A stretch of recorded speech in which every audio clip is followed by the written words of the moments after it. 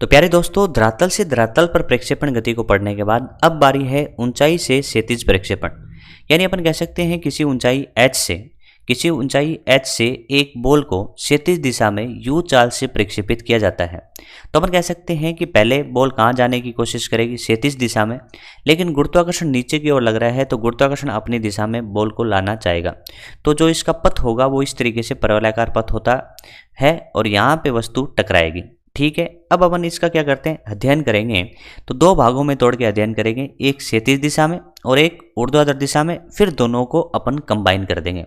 सबसे पहले आपसे पूछा जाए कि क्षैतिज दिशा में प्रारंभिक वेग कितना होगा, तो आपका उत्तर होगा भैया जितना भी वेग है यानी संपूर्ण वेग है वो क्षैतिज दिशा में है, तो आप कह सकते हैं कि क्षैतिज दिशा में प्रारंभिक वेग u के बराबर है।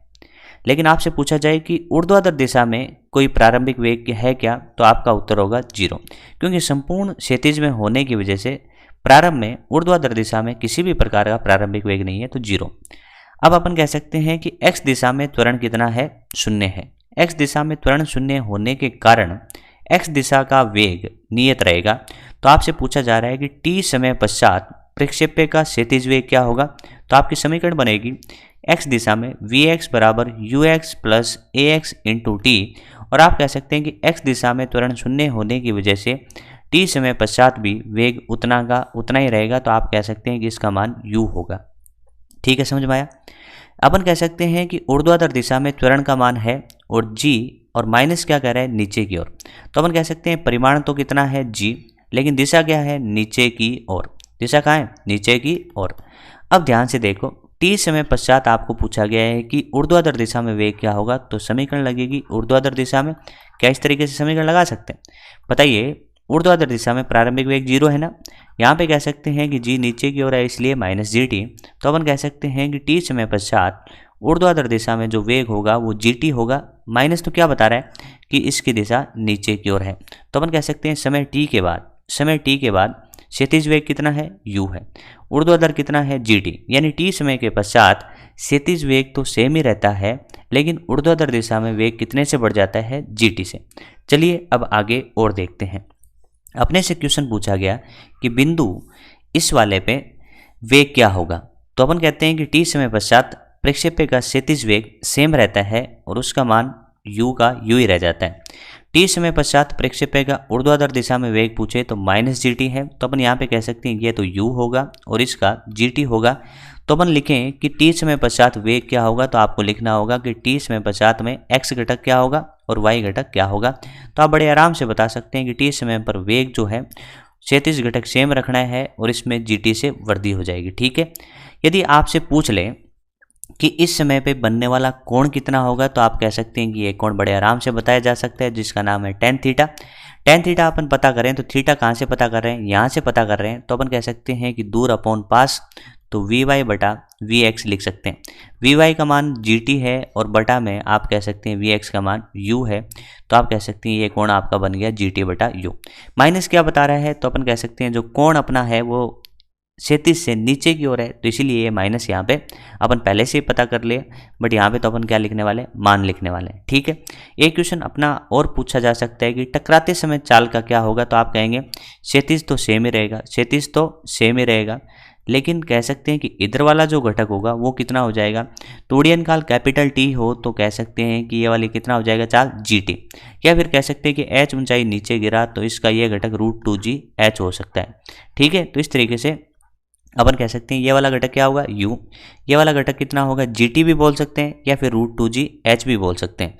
यदि यहाँ पे कोण चाहिए तो आप ये भी कोण बड़े आराम से बता सकते हैं, और यहाँ पे चाल चाहिए तो वो भी आप बड़े आराम से बता सकते हैं। बोला एक क्वेश्चन अपने से और पूछे कि धरातल पर टकराते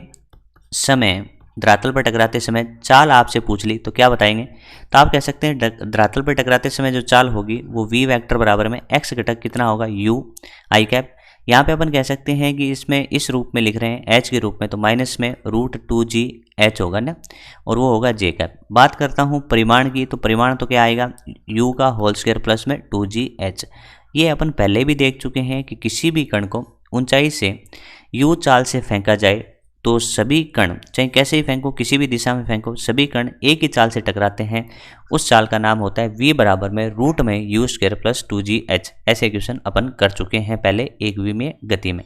चलिए अब आगे बढ़ते हैं और कुछ फॉर्मूलाज और देखते हैं। अब बात कर लेते हैं उड्डयन काल की। उड्डयन काल क्या होता है? अपन कह सकते हैं किसी कण को जैसे ही अपन ने फेंका तो कितने समय पश्चात वो धरातल पे पहुंचा, तो लगने वाला समय ही आपका उड्डयन काल होगा। उड्डयन काल किससे आ सकता है? अपन कह सकते हैं कि y दिशा में समीकरण लगा दो, तो S Y U Y into T plus half A Y into T का होल स्क्वायर। आप कह सकते हैं कि y दिशा में जो विस्थापन है वो प्रारंभिक बिंदु से नीचे की ओर है, इसलिए विस्थापन हो गया माइनस का h। y दिशा में किसी भी प्रकार का वेग नहीं है, इसलिए जीरो। अपन कह सकते हैं कि y दिशा में त्वरण है नीचे की ओर, इसलिए माइनस हाफ जी इंटू कैपिटल टी का होल स्क्वायर। तो यहाँ पे कह सकते हैं कि कैपिटल टी का उत्तर कितना आ गया? रूट 2h बटा जी। आपको याद है क्या ऐसा फॉर्मूला पहले भी कभी आया था? अपन कह सकते हैं कि जब किसी कण को h ऊंचाई से जब अपन ने मुक्त किया था, जब किसी कण को h ऊंचाई से मुक्त किया गया था, तब भी अपन कह सकते हैं कि जो समय आया था वो रूट 2h बटा जी आया था, रूट 2h बटा जी आया। तो अपन ये कह सकते हैं कि ये वाला समय इसके क्या है? सेम है। तो अपन कह सकते हैं किसी कण को चाहे क्षैतिज दिशा में प्रक्षेपित करो, किसी कण को क्षैतिज दिशा में प्रक्षेपित करो या फिर उस कण को ड्रॉप करो, दोनों कण एक साथ धरातल पर पहुंचेंगे। तो ये एक अच्छा कॉन्सेप्ट हो गया। क्या बोल रहा हूँ मैं? या तो किसी कण को क्षैतिज दिशा में u चाल से प्रक्षेपित कर दो या फिर h ऊंचाई से उसी ऊंचाई से कण को नीचे गिरा दो, तो दोनों कण एक साथ धरातल पर पहुंचते हैं और लगने वाला समय होगा t बराबर में रूट 2h बटा जी। बातें समझ में आ गई होंगी। अब बात करते हैं क्षैतिज परास की। तो क्षैतिज परास का कॉन्सेप्ट क्या होता है? अपन कह सकते हैं कि कैपिटल टी समय में x दिशा में विस्थापन, कैपिटल टी समय में x दिशा में विस्थापन ही आपका परास होता है। तो आप कह सकते हैं कि कैपिटल टी समय में x दिशा में विस्थापन निकालें तो समीकरण लगा देंगे किसमें? x दिशा में, तो एस एक्स बराबर you x into T plus half A x into T का होल स्क्वायर। ये वाला पद जीरो होगा क्योंकि x दिशा में किसी भी प्रकार का त्वरण नहीं है। मैं यहाँ पे कह सकता हूँ जो परास है उसको कैपिटल आर से दर्शा देता हूँ। यू एक्स की जगह अपन कह सकते हैं यू है और टी की जगह कैपिटल टी है। तो इसको और सॉल्व करें तो अपन कह सकते हैं कि आर बराबर में यू इंटू कैपिटल टी की जगह लिख सकते हैं 2h बटा जी। ये काफ़ी इंपॉर्टेंट फॉर्मूला है अपने लिए क्षैतिज परास का। याद रखिएगा कि r बराबर में u इंटू टी होता है, t उड्डयन काल है तो r बराबर में u गुणा में रूट 2h बाई जी इसका क्षैतिज परास होगा।